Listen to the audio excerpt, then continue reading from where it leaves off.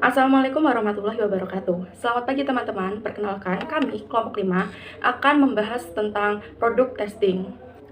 Nama anggota saya itu sendiri yaitu Dahliatun Mujtahidah NIM B11 2019 056669 dan Desi Sekar Pangastuti yaitu B11 2019 05676 dan Eka Rizkiani B11 2019 05867. Saya Sri Astuti B11 2019 0569, Yunita Dwi Nurmayanti B11 2019 05892 dan Rizka Wayuni B11 2019 05898.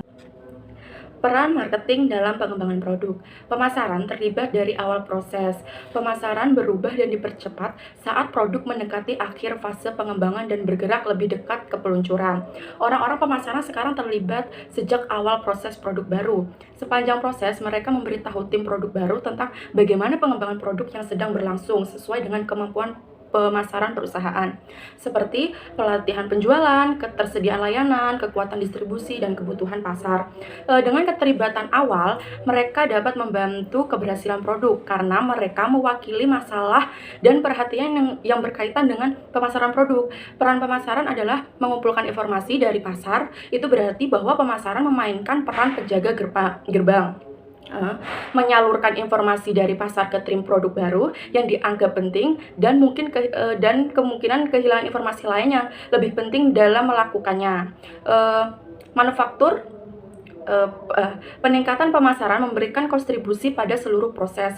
Peran pemasaran dan manufaktur berubah seiring dengan berjalannya proses. Sama seperti manufaktur yang meningkat dari prototip ke produksi penuh, pemasaran dapat dikatakan meningkat untuk peluncuran produk dan peningkatan pemasaran dimulai dari sini. Pengujian produk. Mengapa produk menggunakan pengujian? Setelah prototip siap, pemasaran memulai bagian penting dari proses pemasaran, yaitu menilai prototip fisik di antara pelanggan nyata. Prototip bisa dapat berubah mentah, awal, atau bisa menjadi produk jadi dan setengah jadi. Menggunakan pengujian berarti menguji prototip dalam kondisi operasi normal. Argumen bersifat persuasif, terutama jika dikemukakan oleh orang lantai atas yang telah mendanai pekerjaan tersebut hingga saat ini. Pertimbangan yang lebih serius dari argumen tandingan untuk pengujian penggunaan, yaitu yang pertama, menilai reaksi kompetitif. Sebuah perusahaan yang mengembangkan item baru disarankan untuk membangun inovasinya di atas basis teknologi yang memiliki beberapa isolasi dari peniruan kompetitif. Kedua, pesaing saat ini menemukan bahwa meniru orang lain memiliki keuntungan kecil. Persaingan harga akan mengambil keuntungan. Peniru biasanya meniru kesalahan inovator, dan pesaing yang harus kita khawatirkan sebagian besar terlibat di dalamnya. Perkembangan berbasis teknologi yang tidak dapat diabaikan begitu saja.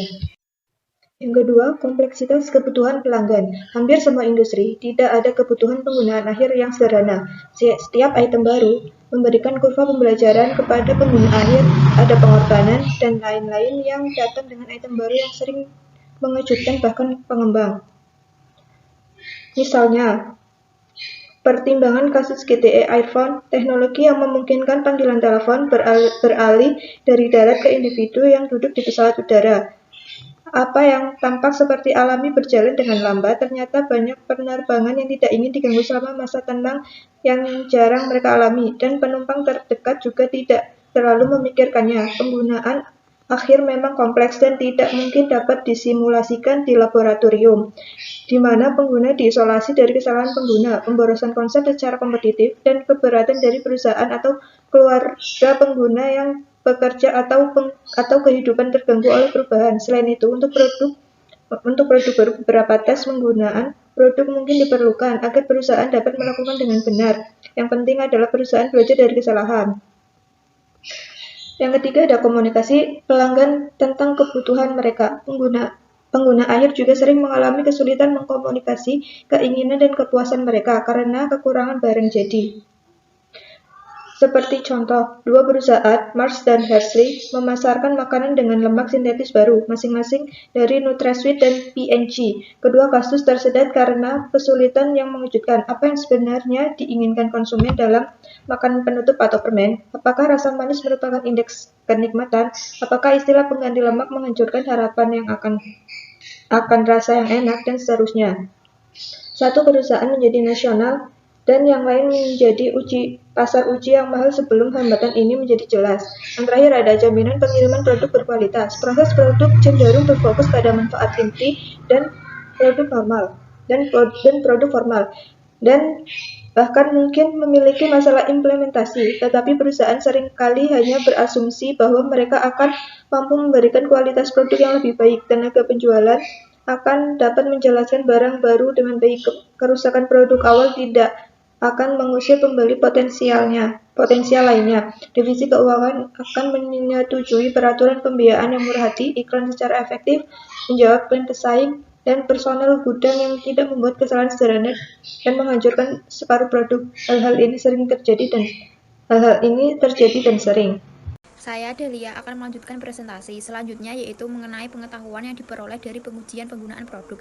Berikut merupakan urutan dari pengujian penggunaan sebuah produk. Selanjutnya yaitu dimulai dari reaksi sensasi prapenggunaan. Hampir setiap produk memberi pengguna kesempatan untuk bereaksi terhadap sensasi warna, kecepatan, daya tahan, kesesuaian mekanis, dan sebagainya secara langsung. Reaksi awal itu penting, terutama pada produk jasa. Misalnya, manajer di Saturn merasakan reaksi tunggal yang paling penting dari calon pembeli mobil baru adalah kesan. Yang kedua, pengalaman penggunaan. Awal ini adalah pengetahuan, apakah itu berhasil.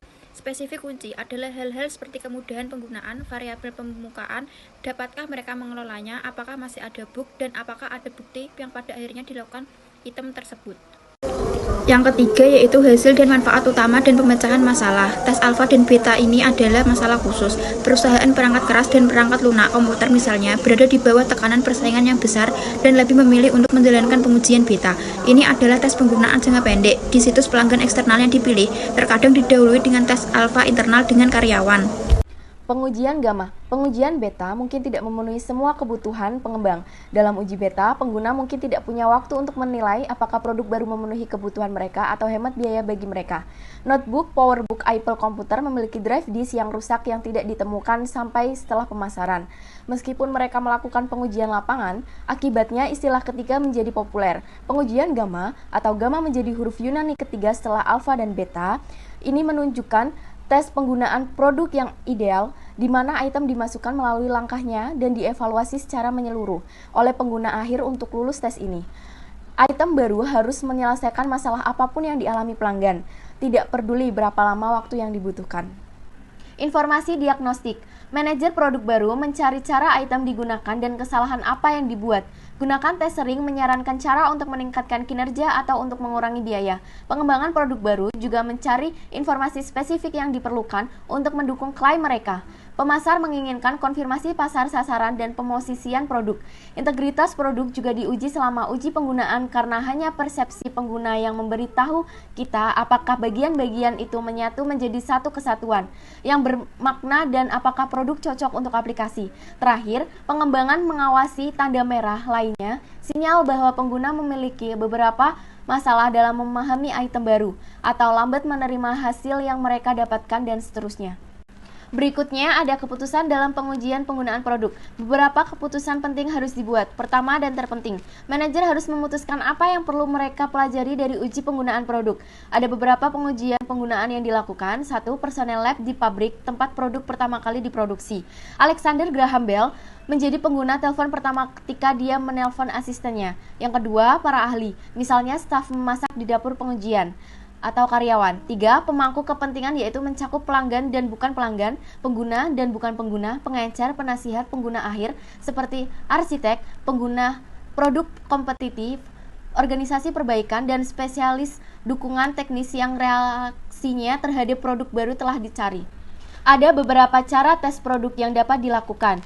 Produk dapat diuji dalam banyak kombinasi. Ada 4 standar cara. Yang pertama, tes monadik di mana responden menguji satu produk untuk jangka waktu tertentu. Layanan biasanya harus monadik meskipun ada pengecualian. 2. Tes monadik berurutan, di mana ada tes monadik berurutan dengan responden yang sama. 3. Perbandingan berpasangan, di mana penggunaan produk uji diselingi dengan bahwa produk yang kompetitif. 4. Perbandingan segitiga, mirip dengan perbandingan berpasangan, tetapi dengan 2 produk kompetitif versus 1 produk uji atau 2 produk uji versus 1 pesaing. Selama jangka waktu berapa tes harus dilakukan? Ada beberapa tes yang harus dilakukan. Yang pertama, beberapa tes memerlukan satu pengalaman produk. Ini biasanya diperlukan untuk tes rasa. Kemudian yang kedua, beberapa memerlukan penggunaan dalam waktu singkat hingga seminggu. Kemudian yang terakhir, beberapa memerlukan penggunaan selama periode yang diperpanjang hingga 6 bulan. Periode yang lebih lama diperlukan jika pembelajaran substansial diperlukan atau jika produk memerlukan rasa yang diperoleh. Periode yang lebih lama juga diperlukan jika produk menghadapi berbagai variasi penggunaan. Misalnya, PDA baru dapat menemukan aplikasi oleh konsumen akhir. Kemudian ada pemilik usaha kecil, perusahaan multinasional, rumah sakit, atau lembaga lain. Pengujian selama lebih dari 1 bulan itu jarang terjadi pada produk konsumen dan sulit dipertahankan oleh manajemen. Tetapi, jika peralatan bisnis baru akan diposisikan pada keunggulan pemotongan biaya, uji penggunaan sebaiknya berjalan cukup lama bagi pengguna untuk melihat pengurangan biaya yang signifikan.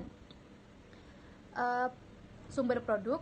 Apa yang harus menjadi sumber produk yang diuji? Secara umum, 3 sumber produk yang berbeda digunakan dalam uji penggunaan. Yang pertama batch, 2 pabrik percontohan, 3 produksi akhir. Jika perusahaan akan menggunakan hanya satu jenis pengujian penggunaan, maka bahan produksi akhir adalah yang terbaik. Produk batch harus digunakan sendiri, hanya jika proses produksinya sangat mahal. Keputusan tentang sumber produk merupakan trade-off-nya biaya dan nilai informasi. Bentuk produk yang diuji. Bagaimana seharusnya bentuk produk yang diuji? Satu pandangan mendukung pengujian produk tunggal terbaik yang telah dikembangkan oleh organisasi seperti yang diidentifikasi oleh pengujian konsep atau analisis pasar. Pandangan yang berlawanan mendukung pembuatan varian ke dalam situasi pengujian, seperti warna, kecepatan, ukuran, dan sebagainya.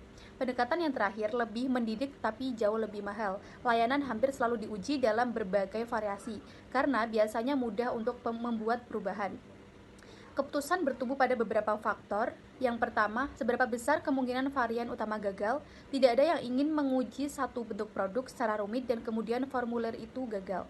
Selanjutnya, efek apa yang akan ditambahkan varian terhadap pemahaman pengguna tentang pengujian. Semakin banyak mereka menguji, semakin mereka mengerti, dan semakin banyak yang bisa mereka ceritakan kepada kita. Di sini saya akan melanjutkan presentasi dari teman saya, yaitu mencatat reaksi responden. Pada dasarnya, tersedia 3 opsi seperti yang ditunjukkan oleh gambar, yaitu suka, tidak suka. Untuk produk A ada benci, netral, suka, suka. Untuk produk uji di sini ada ekspresi wajah dari bentuk benci, netral, dan suka. Sedangkan di bawah, manakah dari kata-kata ini yang paling menggambarkan kepuasan Anda secara keseluruhan dengan produk uji? Yaitu ada senang, puas, tidak bahagia, dan marah. Pertama, skala penilaian verbal 5 atau 7 poin umumnya digunakan untuk merekam standar suka atau tidak suka menyukai data. Untuk selanjutnya ada preferensi. Apa preferensi Anda di antara kedua produk tersebut? Yang pertama lebih suka C, kedua agak lebih suka C, yang ketiga tidak peduli sama sekali, yang keempat lebih suka M, yang kelima lebih suka M. Kedua, responden biasanya diminta untuk membandingkan produk baru dengan produk lain atau skor preferensi. Untuk selanjutnya, deskripsi atau diagnostik. Untuk setiap atribut di bawah ini, harap periksa perasaan Anda tentang produk uji, yaitu selera bagus dan selera tidak bagus. Di aplikasi mana yang ingin menggunakan materi baru ini? Pertama lantai, kedua langit-langit, ketiga dinding, keempat atap, kelima ada di dalam lemari, dan keenam lainnya. Perubahan apa yang ingin Anda lihat dari produk uji? Untuk selanjutnya, untuk alasan diagnostik, penguji biasanya menginginkan informasi deskriptif tentang produk yang Mencakup setiap dan semua atribut penting. Sekian presentasi dari kelompok 5. Kami kelompok 5 kurang lebihnya mohon maaf. Wassalamualaikum warahmatullahi wabarakatuh. Selamat pagi teman-teman, selamat beraktivitas.